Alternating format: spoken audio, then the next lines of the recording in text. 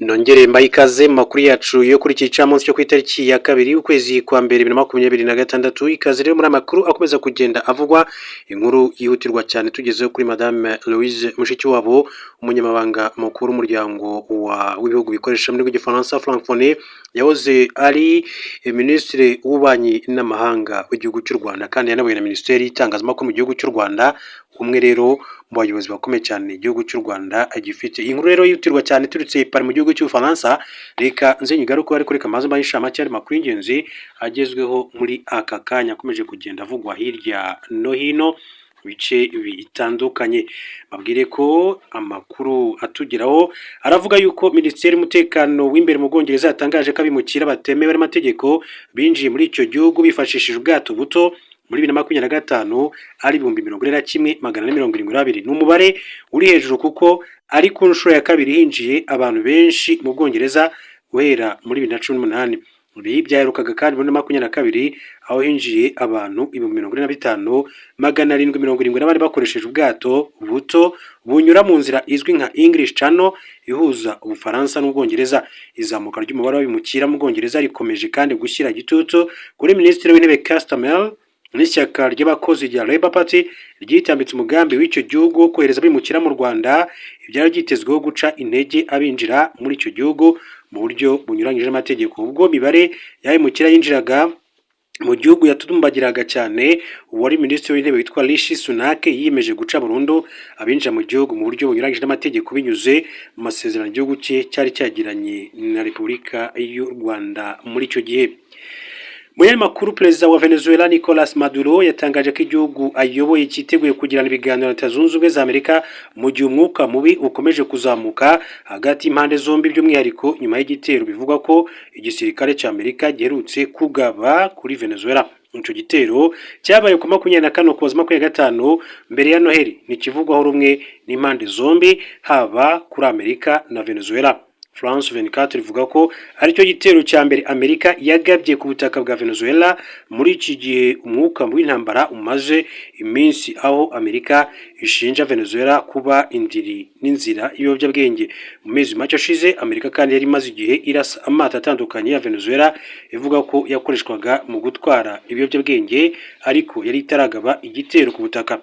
Nyuma y'iminsi ibiri icyo gitero kibaye, Perezida wa Amerika Donald Trump yemeje ko ingabo z'igihugu cye zagabye igitero kuri Venezuela zisenya icyambu kiri ku nkombe z'icyo gihugu. Avuga ko cyakoreshwaga n'abacuruza ibiyobyabwenge ndetse ko habaye igiturika rikomeye cyane ryasenye aho ayo mato yapakirirwaga. Abajijwe niba icyo gitero cyaragabwe n'igisirikare cy'Amerika cyangwa urwego rw'ubutasi, Trump yirinze kugira icyo abivuga. France 24 yanditse ko Perezida Maduro nawe yanze kwemeza cyangwa guhakana amakuru icyo gitero, gusa avuga ko icyo kibazo gishobora kuganirwaho mu minsi iri imbere. Nicolas Maduro yavuze ko Venezuela itazigera yanga ibiganiro na Amerika ku ngingo zirimo kurwanya ibiyobyabwenge, ubucuruzi bw'ibikomoka kuri peteroli n'ikibazo cy'abimukira. Ati ariho hose, ati n'igihe icyo ari cyo cyose, ati babishakira ibiganiro birashoboka. Mu gihe Perezida Donald Trump wa Leta Zunze Ubumwe za Amerika akomeje gutangaza ko azakomeza kotsa igitutu Venezuela na perezida wayo Nicolas Maduro tundi duce two muri Amerika y'Amajyepfo ashinja kuba indiri y'ibiyobyabwenge, Nicolas Maduro we agaragaza ko ibiganiro aribyo byatanga umuti urambye ku makimbirane ari hagati y'ibihugu byombi. Nubwo Amerika ivuga ko ibi bikorwa bigamije kurwanya ibiyobyabwenge, inzobere mu mategeko mpuzamahanga n'imiryango iharanira uburenganzira bwa muntu bigaragaza impungenge z'uko ibyo bitero bya Amerika bishobora kuba binyuranyije n'amategeko mpuzamahanga nk'uko amakuru akomeza kugenda abishimangira. Hanyuma mu yandi makuru akomeza kugenda avuga, reka mbabwire ko Minisitiri w'Intebe wa Denmark yitwa Mette Frederiksen yongeye gushimangira ko azarwanya igitutu cya Leta Zunze Ubumwe za Amerika cyo kwigarurira ikirwa cya Greenland, nyunga mu gitekerezo umwami Frederick X yatanze mu ijambo risoza umwaka wa 2025. Ibi rero bitangajwe nyuma y'icyumweru Perezida Donald Trump atangaje ko Guverineri wa Louisiana Jeff Landry yagizwe intumwa idasanzwe mu kirwa cya Greenland gisanzwe ari icya Denmark. wa kane Frederiksen yamaganye icyo yise ibikangisho, igitutu n'imvugo z'agasuzuguro by'umufatanyabikorwa wa hafi, gusa ntiyavuga Amerika mu buryo butaziguye, ariko anenga igitekerezo cyo kwigarurira ikindi gihugu kuko ari imyumvire ishaje kandi idakwiriye kwemerwa.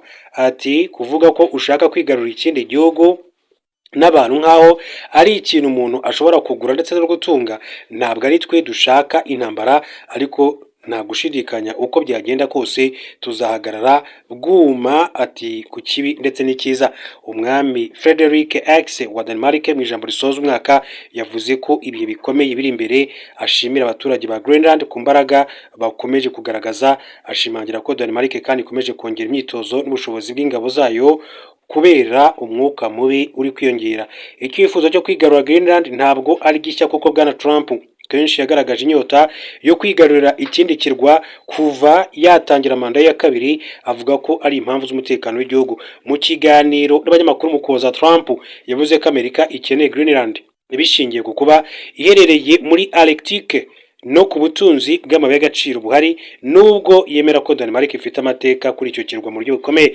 Ikirwa cya Landry ishyirwaho rya Landry wigeze kandi kuvuga ko azaharanira guhindura Greenland igice cy'Amerika, ryateje uburakari. Minisitiri w'ububanyi n'amahanga wa Denmark Lars Løkke Rasmussen yavuze ko icyo gikorwa kidashobora kwihanganirwa, ndetse ahamagaza ambasaderi w'Amerika muri icyo gihugu ngo atange ibisobanuro. Ubutasi bwa Denmark buherutse kandi kwereka na Leta Zunze Ubumwe za Amerika nk'icyago gishobora guhungabanya umutekano w'igihugu, zivuga ko Amerika ikoresha imbaraga z'ubukungu harimo n'ibikangisho by'imisoro ihanitse kugira ngo ishyire mu bikorwa ibyo ishaka. Ikaze rero muri amakuru yacu ku buryo burambuye kuri Madame Louise Mushikiwabo, ni umunyamabanga mukuru w'umuryango w'ibihugu bikoresha ururimi rw'igifaransa francophonie, akaba kandi yarahoze ari na minisitiri w'ububanyi n'amahanga w'igihugu cy'u Rwanda imbere mu gihugu. Akaba rero Madame Louise Mushikiwabo yaherutse gutangaza amagambo akomeye. Madame Louise Mushikiwabo yagize ati mugwize urukundo n'imigisha, ubutumwa bwa Mushikiwabo rero bw'umwaka mushya wa 2026.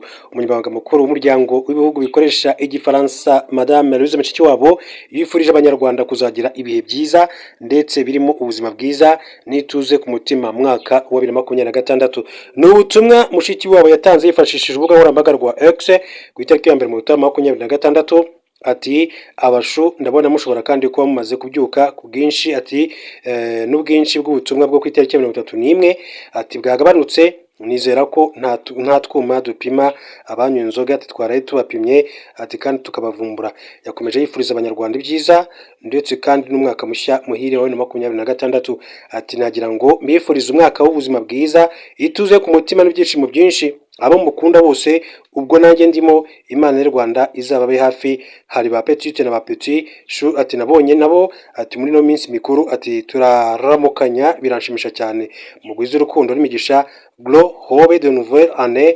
Mbese igifaransa mukigeze. Madame Louise Mushikiwabo ni umwe mu banyepolitike b'abanyarwanda bakoresha cyane imbuga nkoranyambaga, by'umwihariko agakundwa cyane n'urubyiruko kubera imvugo bisangamo akoresha igihe baganira. Akaba rero ari amagambo akomeye cyane agiye agarukaho ku munsi w'ejo. Yandi makuru akomeza kugenda avugwa, reka mbabwire ko Zohran Mamdani yanditse amateka yo kuba umuyobozi wa mbere w'umujyi wa New York warahiye yifashishije Quran kubera ko ari umuyoboke wa Islam.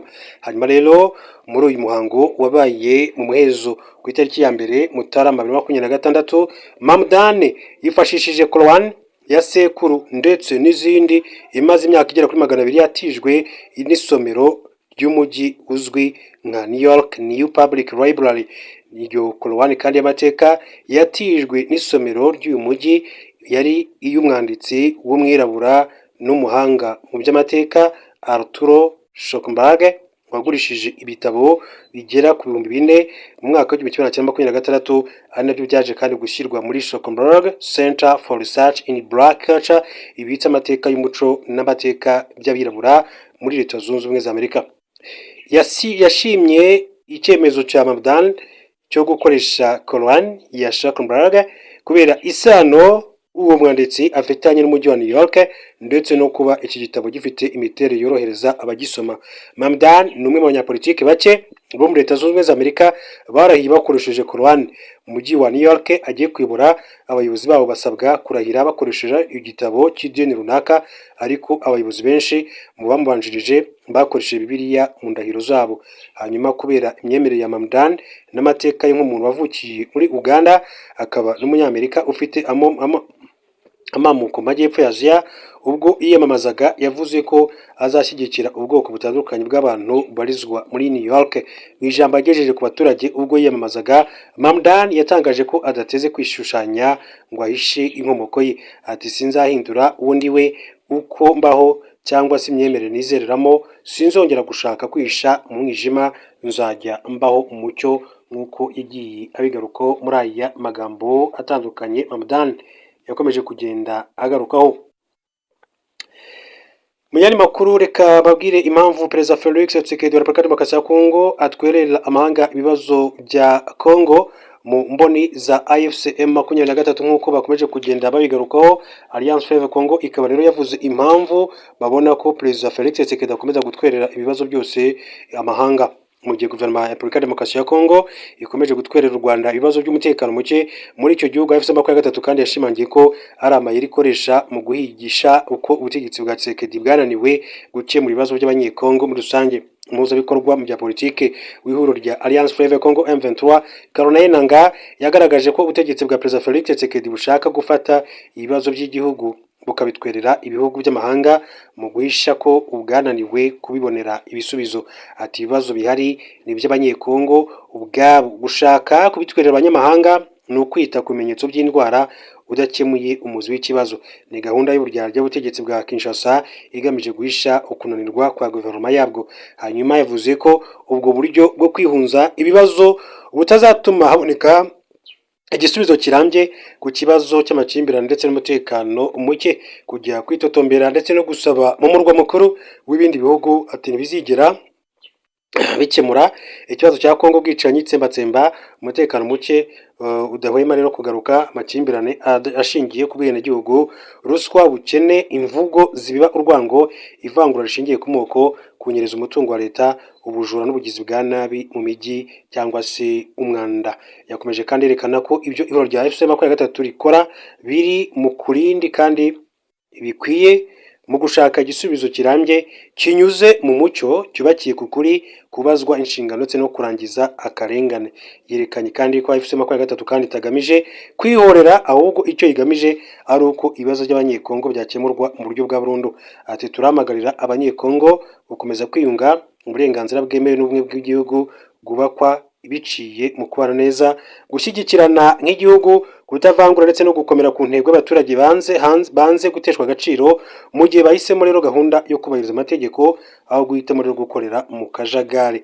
Yakomeje agira ati igihe cyo gushuka, kubeshya no gutanga amasezerano y'ibinyoma cyararangiye. Guhera ubu abanyekongo bahagaze bemye, biyemeje kandi bafite ubushake bukomeye. Umwaka wa 2026 uzaba umwaka wo gushimangira urugamba rwacu rwo kwibohora, ubutabera, amahoro no kongera kubaka leta. Yasoje kandi agaragaza ko kuri ubu ibiganiro bihuza Repubulika Demokarasi ya Kongo n'ihuriro rya AFC 23 byaganirwamo uruhande rwa na Katari bikabera i Doha, bikigorwa no kugera ku gisubizo kizima. Ubutegetsi bwa Perezida Felix Tshisekedi kandi bwanze kongera kugirana ibiganiro na AFC 23 byaba iby'imbona nkubone cyangwa se byifashishije ikoranabuhanga nk'uko amakuru akomeza kugenda bishimangira.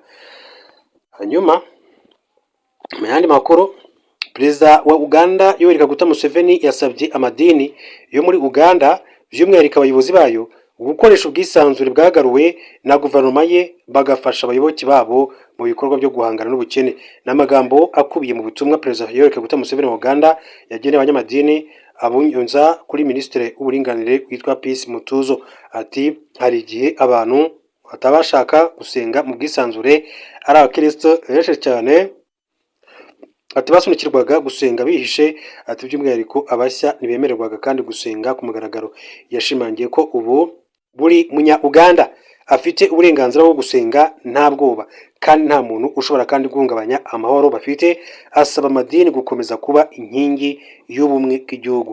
Ati amatorero agomba kuba inkingi mu gukemura amakimbirane, guteza imbere ubumwe n'amahoro no kubungabunga ibidukikije byacu. Uyu muyobozi kandi yashishikarije abayobozi b'amadini gufatanya kuyobora amatorero ndetse no gukora ibikorwa bifatika bizatuma imibereho y'ababagana irushaho kuba myiza. Avuga ko kutita ku nshingano z'abantu mu mibereho ya buri munsi byaba intandaro y'ubukene muri sosiyete. Yasoje aha umukora amadini yose muri Uganda ko mu mwaka wa 2026 afite intego ebyiri zo kuzahura imibereho myiza y'abaturage ndetse no gufasha mu gukemura ibibazo by'umutekano mu matora rusange ategerejwe ku itariki ya 15 Mutarama 2026. N'ejo bundi rwose vuba ngaha. Mu yandi makuru abwira ko umwaka wa 2025 usize u Rwanda ruhagaze neza muri gahunda yo kwita ku magara y'abaturarwanda bikajyana no kuvura indwara zikomeye cyane cyane ko imyinshi bitagisaba rero kujya kuzivuriza mu mahanga. Muri serivisi zikomeye cyane zitangirwa mu Rwanda zatangirwaga mu mahanga harimo gusimburizwa impyiko byatangiye kandi muri 2023 ndetse no kubaga umutima ku rwego ruhanitse. Serivisi zitangirwa mu bitaro byitiriwe Umwami Faisal. Umuyobozi mukuru ushinzwe ubuvuzi muri King Faisal Hospital Dr. Sendegeya Augustin yabwiye itangazamakuru ati uyu mwaka abasimburijwe impyiko bagera kuri 88, ababazwa umutima abana 543 mu gihe bakuru ari abakuru ari 318. Gusimburiza abarwayi impyiko ni imwe muri serivisi z'ubuvuzi kandi zitangirwa amavuriro akomeye ndetse kuba itangirwa mu gihugu biri mu bigaragaza intambwe u Rwanda ruri gutera mu buvuzi kuva mu myaka 31 ishize, kuko bihenda cyane ku buryo bitajya munsi y'ibihumbi 20 by'amadolari kandi mu cyumweru kimwe. Ni mu gihe u Rwanda izi serivisi zishingirwa na mituweli kandi umuntu akitabwaho umwaka wose. Dr. Sendegeya Augustin aherutse kandi kubwira itangazamakuru ati muri iyo gahunda dufite n'abafatanyabikorwa twabahaye inshingano ko uko bafasha abantu ari nako kandi bigisha abanyarwanda. Twizera ko guhera muri Mutarama 2026 abaganga bafasha mu gusimbuza impyiko bazaba ari abanyarwanda ku kigero c'100%, babikora neza badakeneye kandi babafasha. Mu myaka ishize iki gikorwa cyakorwaga buri mezi 3 ariko bugikorwa buri kwezi ndetse ari gutegurwa uburyo buri cyumweru abantu bajya basimburizwa impyiko bigatangira kandi muri uyu mwaka wa 2026. Igikorwa kimaze gufata umurongo ku buryo nta muntu ukiva mu Rwanda agiye mu mahanga gushaka izi serivisi. U Rwanda kandi rwatangiye gahunda yo gukuba abakora muri urwo rwego mu kongera umubare wabo, kuko wasangaga umuganga umwe abarirwa abantu 1000 mu gihe intego ari abaganga 4 ku baturage 1000. Iyi gahunda imaze imyaka 2 imaze kandi kugerwaho ku kigero cya 55% cy'abagomba kwinjizwa mu buvuzi, kuko abanyeshuri 1522 bamaze kubwinjiramo mu rusange. Minisiteri y'Uburezi mu Rwanda kandi ikaba igaragaza ko yongeye porogaramu 14 zijyanye no gutanga ubumenyi mu buvuzi bituma zigera kuri 25 mu nzego zitandukanye. Muri 2025 ni nabwo umwana wari mu nda yongerewe amaraso bigenda neza ndetse aravurwa hifashishijwe ikoranabuhanga rihambaye. Igikorwa cyari gikozwe bwa mbere mu Rwanda bijyanye no kongera amahugurwa n'ubumenyi buhabwa inzobere mu kuvura indwara z'abagore ndetse no kwita ku babyeyi batwite, abapfa babyara bavuye ku bantu 111 bagera kuri 82 ku bantu 100 babyaye mu mwaka umwe. Ikindi ni uko aboroherezwa ku bitaro bikuru kubera ibibazo byavutse ababyeyi bari kubyara bagabanutse 30% mu bitaro byigisha ku rwego rwa 2. U Rwanda kandi rukomeje gahunda yo kurwanya kanseri y'inkondo y'umura bitarenze muri 27 mezi ashize. U Rwanda rwatangaje ko kugira ngo rurandure kanseri y'inkondo y'umura bizasaba ishoramari rya miliyoni 38 n'ibihumbi 100 by'amadolari Amerika. OMS igaragaza ko kongera kuri 2030 bizakorwa harimo gukingira 90% by'abangavu virusi ya HPV, gusuzuma 70% by'abagore bari hagati y'imyaka 30 na 49 hakoreshejwe uburyo bwizewe bwa HPV DNA ndetse no guharanira ko 90% by'abagore basanzwemo kanseri babonera ku gihe ubuvuzi bukwiye. N'intego u Rwanda ruzageraho mbere y'imyaka igera kuri 3 ugereranyije n'intego ya OMS yo kurandura kanseri y'inkondo y'umura bitarenze 2030 ndetse bimwe byatangiye kandi kugerwaho. Biteganyijwe ko abana n'abakobwa 627,889 bafite imyaka 12 bazakingirwa HPV 2024 hasuzumwe abagore bari hagati y'imyaka 30-49 bangana na miliyoni 1,366,880 ndetse hateganywa ko muri abo bazasuzumwa abagera ku 6,677 bazahabwa ubuvuzi bw'iyo kanseri. U Rwanda rurakataje binyuze kandi mu bukangurambaga kwipimisha ndetse no kuvura indwara. Ubu rugeze ku gipimo cya 34% mu gusuzuma kanseri y'inkondo y'umura, mu gihe 92% by'abagaragaje ibimenyetso by'iyi kanseri iri ku rwego rwo hasi bavurwa neza bagakira. Abagera kuri 81% kandi bafite kanseri y'inkondo y'umura yisumbuye bahabwa ubuvuzi bugezweho bijyana no kongerera ubushobozi ibigo bitanga serivisi zo kuvura iyi ndwara.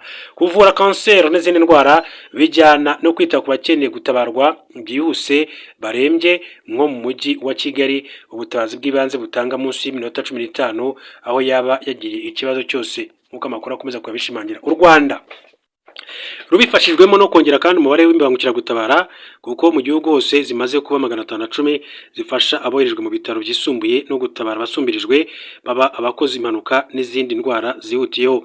Iri koranabuhanga kandi mu buvuzi rizingiye ku kigo cyitwa Health Intelligence Center gifashishwa mu gukusanya amakuru y'amavuriro yose mu gihugu hifashishijwe ikoranabuhanga, kikazanafasha kandi mu gutanga inyunganizi mu buryo bworoshye. Iki kigo cyamuritswe muri Mata 2025 nicyo zingiro mu kwihutisha imitangire ya serivisi mu buvuzi no kumenya ibibera mu bigo nderabuzima bidasabye kubijyamo, agafatwa kandi ibyemezo bishingiye ku makuru. Ibi byajyanye no kugura ndetse no kongera ibikoresho byo kwa muganga, cyane cyane imashini z'ikoranabuhanga nka X-ray zigenderwaho zikoresha sensors mu kugaragaza uko imbere mu mubiri w'umuntu hameze hagamijwe gutahura indwara ya CT scan ifasha mu kubona imbere w'umuntu ati neza mu buryo bwa 3D, ku buryo buri kantu kose yewe na gato kari mu mubiri kagaragara neza. Harimo kandi imashini nka fluoroscopy ifasha abaganga kubona uko ingingo z'umubiri zikora ako kanya nk'igifu, amara n'ibindi. Icyitwa mammography yagenewe amabere harebwa niba nta kanseri yafashe uru rugingo. Imashini nka yitwa ultrasound ikoreshwa mu gupima abatwite umutima, impyiko n'izindi ngingo. Benshi bibuka imashini kandi yifashishwa mu bikorwa bihambaye by'ubuvuzi, cyane cyane ibyo kubaga ibice by'umubiri w'umuntu nk'ubwonko, izwi nka Zeiss Kinevo 900S yakiriwe na King Faisal Hospital, bikaba kandi ubwa mbere yari igeze mu Rwanda. Ifasha abaganga babaga kubona ibice bito bigoye kubonesha amaso, ikaba kandi yanakora mu buryo bwa robo hamwe, ishobora kandi no kwimura bidakozwe na muganga. U Rwanda kandi muri 2023 uzatangira gukora ikinyabutabire cya radionuclide gikoreshwa mu buvuzi buteye imbere bwifashisha ingufu za nucleaire.